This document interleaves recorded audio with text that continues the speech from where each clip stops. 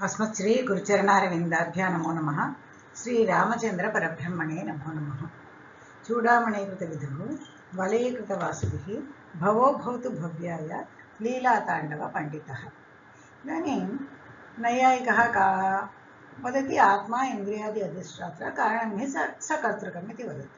तथा चार्वाकः सः वदति आत्मा इति अतिरिक्तस्य किम् आवश्यकता? शरीरस्यैव शरीरस्यैव आत्मत्वम् अस्ति, कर्तृत्वमपि अस्ति इत्युक्ते नैयायिकः एतत् कारिके वर्तते। शरीरस्य न चैतन्यं मृतेषु व्यभिचारतः। अतः शरीरे चैतन्यम् आत्मा वर्तते इति वक्तुं न शक्यते। यथा मृतशरीरेषु तत्र व्यभिचारः भवेत्, तत्र चैतन्यं नास्ति खलु इति नैयायिकः वदति कारिका। न शरीरस्यैव कर्तृत्वम् अस्तु, अतः आह शरीरस्य न चैतन्यं ज्ञानादिकमेव मुक्तात्मनां त्वन्मतैव मृतशरीराणामपि तदभावे का क्षतिः इत्युक्ते चैतन्यं ज्ञानादिकमेव खलु मुक्तात्मनां त्वन्मत नैयायिकमते मुक्तात्मनां ज्ञानं नास्ति खलु तदेव अस्माकं मतेपि मृतशरीराणां तदभावे ज्ञानाभावे का क्षतिः, तत्र का बाधा वर्तते? यतः प्राणाभावेन ज्ञानाभावस्य सिद्धेः इति चेत् तत्र प्राणः नास्ति, प्राणाभावः अस्ति, अतः ज्ञानमपि नास्ति, ज्ञानाभावः इति वयं वक्तुं शक्नुमः खलु इति चेत् नैयायिका वदति न। शरीरस्य चैतन्ये बाल्ये विलोकितस्य स्थाविरे स्मरण अनुपपत्तेः। शरीरस्य यदि चैतन्यं स्यात् तदा बाल्ये विलोकितस्य बाल्ये यदपि दृष्टं स्यात् तत् स्थाविरे वार्धक्ये अपि स्मरण अनुपपत्तेः स्मरणं न भवेत्। किन्तु तदा भवति वा? अस्माकं तु बाल्ये किञ्चित् किमपि दृष्टमिति सर्वमपि यद्यपि स्मरणे न भवति, किन्तु केचित् अंशाः तु अस्माकं स्मरणे वर्तते एव। यदि शरीरं चैतन्यं भवति इति चेत् शरीराणाम् अवयव उपचय अपचयैः उत्पादविनाशशालित्वात् शरीरं प्रतिदिनं वर्धते नश्यति च। पुराणं शरीरं न नश्यति, नूतनं शरीरं वृद्धिम् आप्नोति। एवमेव शरीरस्य लक्षणम् अस्ति। शरीराणाम् अवयव उपचय अपचयैः यद् बाल्ये वर्तते तत् शरीरं यौवने वर्तते वा? तत् शरीरं मध्यवयस्के वर्तते वा? तत् शरीरं वार्धक्ये वर्तते वा इति चेत् बाल्ये वर्तमानं तत्र बाल्ये यद् आसीत् तत् शरीरम् अन्यत्, स्थाविरे यत् शरीरम् इदानीम् अस्ति तत् शरीरम् अन्यत्। एवं शरीरस्य अपचयम् उपचयं वृद्धिः नाशः। उपचयम् इत्युक्ते वृद्धिः, अपचयम् इत्युक्ते नाशः। तेन उत्पादविनाशशालित्वात् उपचयेन उत्पादं भवति, अपचयेन विनाशं भवति। अतः शरीरस्य चैतन्यं वक्तुं न शक्नुमः। यदि भवान् वदति पूर्वपक्षः वक्तुं शक्यते खलु पूर्वशरीर उत्पन्नसंस्कारेण द्वितीयशरीरे संस्कारः उत्पद्यते इति वाच्यं। यदा पूर्वशरीर उत्पन्नसंस्कारमस्ति खलु तेन द्वितीयसंस्कारे सङ्क्रामतिसंस्कारः अपि एवम् उत्पद्यते। संस्कारः यद् बाल्ये आसीत् तद् यौवने संस्कारः उत्पद्यते, तत् पूर्वशरीरसंस्कारेण यौवने यत् संस्कारम् उत्पन्नं तत् वार्धक्ये अपि अन्यत् शरीरे अपि तदा उत्पद्यते संस्कारः इत्युक्ते एवं वक्तुं न शक्यते। अतः अनन्तसंस्कारकल्पने गौरवः।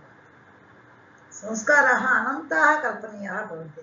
संस्काराः प्रतिनित्यं कति अनुभवाः भवन्ति इति वक्तुं न शक्यते। बाल्यात् प्रभृति वार्धक्यपर्यन्तं प्रतिदिनं कति अनुभवाः भवन्ति, कति संस्काराः अपि भवेयुः। सर्वमपि एतद् उत्पन्नम्, एतद् अत्र उत्पन्नम्, एतद् तदनन्तरं यौवने आसीत्, तदनन्तरं मध्यवयस्के आसीत्, तदनन्तरं वार्धक्ये संस्कारः गच्छति इति अनन्तसंस्कारकल्पनं गौरवमेव भवेत्। नैयायिकाः लाघवप्रियाः, अतः गौरवेण यद्वर्तते तत् स्वीकर्तुं न शक्यते। एवं शरीरस्य चैतन्ये बालकस्य स्तन्यपाने प्रवृत्तिः न स्यात् इष्टसाधनता ज्ञानस्य तद्धेतुत्वात् तदानीम् इष्टसाधनता स्मारक अभावात्। अतः यदि नवजातः शिशुः स्तन्यपाने प्रवृत्तिः तस्य भवति, न केनापि तत्र शिक्षा दत्तं बालकस्य नवजातशिशोः नास्ति, अतः वयं किं वदामः, पूर्वजन्मनि यदासीत् तादृशः इदानीमपि तस्य संस्कारः वर्तते इति। एवं शरीरस्य चैतन्य, शरीरे एव चैतन्यम् इति वदामः, आत्मा इति वदामः चेत् यत् शरीरं नष्टं, मरणानन्तरं तत् शरीरं नास्ति खलु, तदा तत्र आत्मा न भवति, चैतन्यं न भवति शरीरराशे। तदा बालकस्य नवजातशिशोः स्तन्यपाने तेषां मध्ये तु पूर्वजन्म इत्यादिकं नास्ति खलु। अतः स्तन्यपाने प्रवृत्तिः न स्यात्। कथं प्रवृत्तिः भवेत्? यतः इष्टसाधनता ज्ञानस्य तद्धेतुत्वात्। तस्य हेतुः किं भवति? इष्टसाधनता ज्ञानम्। इष्टसाधनता ज्ञानम् अस्ति इति कारणात् इदानीम् इष्टसाधनता स्मारक अभावात्। इष्टसाधनता नवजातशिशोः इष्टसाधनता इति स्मरितुं शक्यते वा? न शक्यते खलु।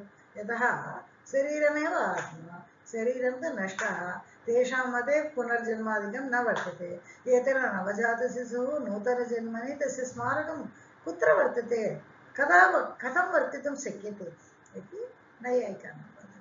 मन्मते तु जन्मान्तर अनुभूत इष्टसाधनत्वस्य तदानीं स्मरणादेव प्रवृत्तिः। मन्मते इत्युक्ते नैयायिकमते तु जन्मान्तर अनुभूत, प्राग्जन्मसु अनुभूत इष्टसाधनत्वस्य तदानीं स्मरणम् आसीत्, अत एव प्रवृत्तिः ज्ञानम् आसीत् इति कारणात् इष्टसाधनता ज्ञानेन इच्छया प्रवृत्तिः तत्र वर्तते। न च जन्मान्तर अनुभूतम् अन्यदपि स्मर्यताम् इति वाच्यं। भोः एवं वदन्ति भवान्, तदा तु जन्मान्तरे अनुभूतं, यदा प्रतिजन्मनि तु अनुभूतम् इत्युक्ते एकविषयम् इति नास्ति खलु, अनेकाः विषयाः भवितुम् अर्हन्ति। सर्वमपि स्मर्यतामेव वा इत्युक्ते न भवति। यतः उद्बोधक अभावात् सर्वत्रापि तत्र उद्बोधकं न भवति। उद्बोधकं नास्ति चेत् तत्र स्मरणं न भवितुं न अर्हति। अतः अत्र तु अनात्मया जीवन अदृष्टमेव उद्बोधकं कल्प्यते। अत्र तु नैयायिकः वदति, अत्र तु अनायत्य इत्युक्ते अन्यगतिः नास्ति। किं वक्तुं शक्यते, एवमेव चिन्तयितुं शक्यते।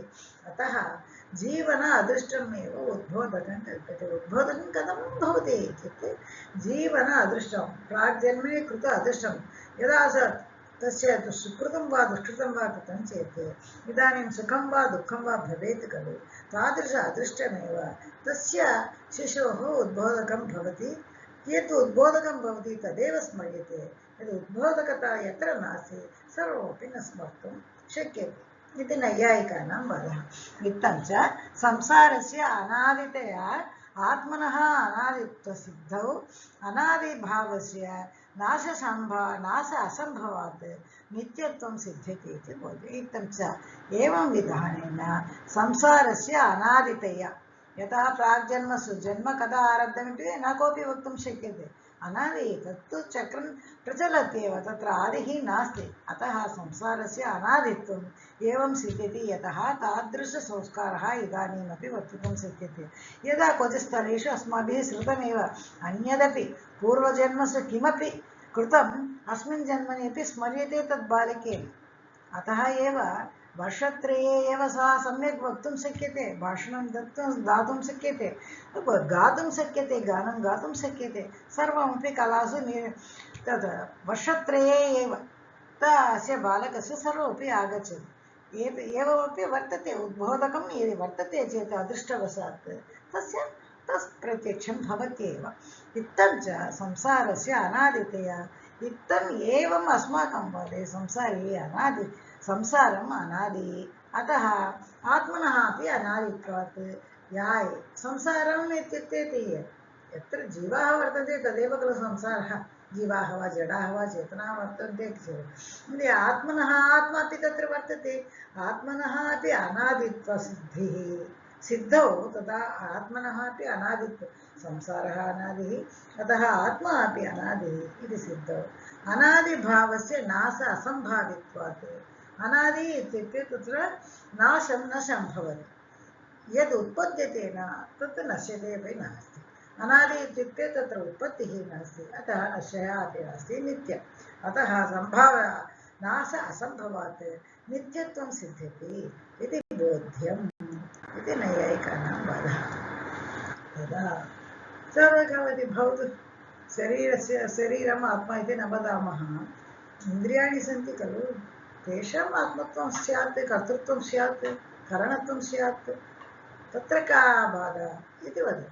तदा तथात्वं च इन्द्रियाणाम् उपघाते कथं स्मृतिः इति नैयायिकः वदति। भवान् यदि वदति इन्द्रियाणां यदि कर्तृत्वं वर्तते चेत्, यदि इन्द्रियाणाम् उपघाते सति इन्द्रियाः नष्टाः स्युः इति चिन्तयामः चेत्, नष्टः एकमिन्द्रियं नष्टम् इति चिन्त्यते चेत्, तदा भवति चेत्, तदा कथं स्मृतिः स्यात्? तदात्वं च कदा स्मृतिः कथं भवितुमर्हति? यदा न चक्षुरादीनामेव ज्ञानं प्रति कारणत्वं कर्तृत्वं करणत्वं कर्तृत्वं च अस्तु, विरोधे साधकाभावात् अतः तथात्वं। सर्वगा वदति चक्षुरादीनामेव ज्ञानादिकं प्रति कारणत्वं भवतु, कर्तृत्वमपि भवतु, स एव आत्मा भवतु, चक्षु इन्द्रियमेव आत्मा भवतु, विरोधे साधक अभावात् तद् विरोधीकर्तुं तत्र साधकं किमपि नास्ति, अतः विरोधस्य अवकाशः एव नास्ति खलु। तदात्वं तदा वदति, तदात्वमित्युक्ते चैतन्यम् इत्यर्थः। उपघाते नाशे सति, उपघाते इन्द्रियाणाम् उपघाते सति अर्थात् चक्षुरादीनामेव, इन्द्रियाणाम् इत्युक्ते चक्षुरादि खलु इन्द्रियाणि इति वक्तुं, ज्ञानेन्द्रियः कर्मेन्द्रियः इति वदामः खलु। यदि इन्द्रियाणाम् उपघाते सति, यदि कर्तृत्वम् अस्ति, यदि येन केनचिदपि वाराणसी दृष्टम् आसीत्, कालान्तरे तस्य चक्षुः नासीत्, चक्षुः लोपः आसीत्, किञ्चित् अकस्मात् व्याधिना वा आक्सिडेण्ट् इत्यादिना वा तस्य चक्षुः गतम्। अतः किन्तु यदा सः वाराणसीं दृष्टवान्, इदानीमपि तस्य संस्कारः स्मरणम् इदानीं तस्मिन् वर्तते एव खलु। यदि चक्षुरादीनामेव कर्तृत्वं करणत्वं वदामः, चक्षुः नास्ति चेत् तत्स्मरणमेव न भवेत् खलु, तत्स्मरणमेव नासीत्, यतः तत्र चक्षुः नष्टः, इन्द्रियं नष्टः, तदा इन्द्रियं नष्टः चेत् आत्मा नष्टः, कर्तृत्वं नष्टः, करणत्वं नष्टः, तदा इदानीं तस्य स्मरणं वर्तते वा न वा? यदा पादादिकं न स्यात्, यदा श्रोतुं न शक्यते इति किञ्चित् कारणवशात् एव वदामः, किन्तु यत् श्रुतं पूर्वे तत्तु इदानीं स्मरणे वर्तते एव खलु तस्य। इत्युक्ते कथं स्मृतिः, तस्य स्मृतिः कथं भवति इति नैयायिकानां वादः। पूर्वं चक्षुषा साक्षात्कृता नाम चक्षुषा अभावे स्मरणं न स्यात्। यदि तस्यैव करणत्वमपि वर्तते, कर्तृत्वमपि वर्तते, स एव आत्मा इति वदामः, तदेव इन्द्रियमेव आत्मा इति वदामः, इन्द्रियस्य उपघाते सति नाशे सति आत्मा नश्यति, कर्तृत्वं नश्यति, करणत्वमपि नश्यति, तदानीं यद् अनुभूतं तस्य स्मरणं कथं भवेत्? इदानीं न भवेत् खलु। अतः अनुभवितुः अभावात् स एव आत्मा इति, तदेव आत्मा इति चेत् इन्द्रियमेव अनुभवितुं नष्टः, अनुभवितुः अभावात् इत्युक्ते अतः अभावात् अन्यत् कारणते, अन्यादृष्टस्य अन्येन स्मरण असम्भवात्। भवतु चक्षुषा दृष्टं श्रोत्रम्य संस्कारं जनयतु इत्युक्ते अन्यादृष्टस्य अन्येन स्मरण असम्भवात्। यदि चक्षुषा दृष्टं चक्षुरेव वक्तुं शक्यते, अन्येन स्मरण असम्भवात्, श्रोत्रं स्मरितुं नार्हति। यतः अनुभवस्मरणयोः समानाधिकरण्येन कार्यकरणभावात्, अनुभवं स्मरणं द्वयमपि समानाधिकरण्ये वर्तन्ते, कार्यकारणभावः वर्तते। अनुभवः कारणं, स्मृतिः कार्यं भवति, तत्र द्वयोः समानाधिकरण्यम्। अतः एकेन यदि दृष्टं चेत्, एकेन अनुभूतं चेत्, अन्येन तत् स्मरणस्य स्मरितुम् असम्भवः एव स्यात् इति नैयायिकानां वादः। तदा भवतु शरीरं मास्तु, इन्द्रियमपि मास्तु, यदा भवान् वदति एकेन इन्द्रियेण दृष्टस्य अन्येन इन्द्रियेण न भवति इति, भवतु अङ्गीकृतं, किन्तु मनः वर्तते खलु, मनसि एवं भेदः नास्ति खलु, मनः नित्यः खलु, तत्र नित्यचैतन्यं वर्तते खलु अतः मनः भवे किं का बाधा तत्र न चक्षुरादीनां चैतन्यं मास्तु चक्षुरादीनां मास्तु मनसस्तु नित्यस्य चैतन्यं स्यात् खलु अतः मनोपीति वदः यदा चार्वाकः एवं वदति चेत् मनोपि न तथा ज्ञानात् जनध्यक्षं तदा भवेत् मनः अपि न तथा एवं कर्तृत्वेन सह एवं चैतन्यत्वेन सह आत्मरूपेण स्वीकर्तुं न शक्यते ज्ञानाद्यनध्यक्षं ज्ञानादिषु अनध्यक्षम् अध्यक्षम् अधिकरणं न भवेत् तदा यदा किं वदति न तथा न चेतनं न तथा इत्युक्ते न चेतनं मनः अपि न तथा न चेतनं ज्ञानादिः मनसः अणुत्व अप्रत्यक्षे च महत्त्वस्य हेतुत्वात् मनसि ज्ञानसुखादिसत्त्वे तत् प्रत्यक्ष अनुपपत्तिः इत्युक्ते मनसः अणुत्वप्रत्यक्षे च मनः अणुः अणुपरिमाणः इति वदामः महत्त्वस्य हेतुत्वात् यदि महत्त्वस्य हेतुत्वात् मनसि यदि ज्ञानसुखादिसत्त्वे मनसि प्रत्यक्षम् अपेक्षते चेत् तत्र महत्त्वस्य हेतुः वर्तनीयं खलु अतः तत्त्वज्ञानादिसुखादिसत्त्वे तत् प्रत्यक्ष अनुपपत्तिः तेषां प्रत्यक्षं न स्यात् ज्ञानसुखादि सुखदुःखादिकं मनसि प्रत्यक्षं न भवेत् मनसः अणुत्वप्रत्यक्षम् अतः यदा च मनसः अणुत्वं तदा अग्रे वक्ष्यते मनः यदा अणुः इति तद् इदानीं वदामः खलु तस्य कारणं किम् इति अग्रे मनसः तत्र ग्रन्थकारेण वक्ष्यते इति अतः चार्वाकमतानां यदा शरीरम् आत्मा इति अपि वदति तत् खण्डनम् आसीत् नैयायिकेन यतः मृतेषु व्यभिचारकः इति तदनन्तरम् इन्द्रियाणां कर्तृत्वम् अस्तु इत्युक्ते तदा त्वं च इन्द्रियाणाम् उपघाते कथं स्मृतिः इति वक्तुम् एवं नैयायिकैः खण्डितम् आसीत् यदि मनः अस्तु इति चेत् मनः अपि न तथा यतः ज्ञानादि अनध्यक्षं तथा भवेत् इति मनः अपि तत्र कारणं न भवेत् यतः मनसः अणुत्व अप्रत्यक्षे च मनः अणुरूपम् इत्युक्ते तत्र अप्रत्यक्षं भवति यतः आत्मा वर्तते चेत् आत्ममनस्संयोगेन प्रत्यक्षं तत्र वर्तते यदा मनः एव वर्तते मनः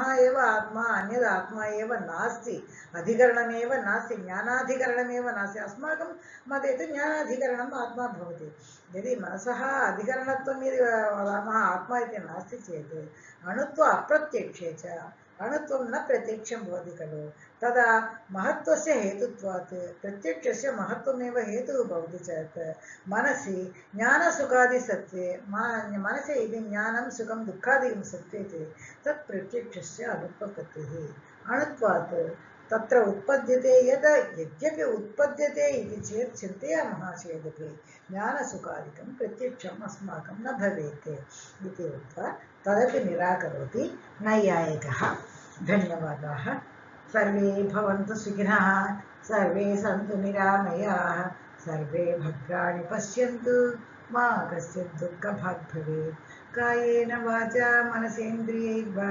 बुद्ध्यात्मना वा प्रकृते स्वभावात् करोमि यद्यत् सकलं परस्मै श्रीरामचन्द्राय समर्पयामि।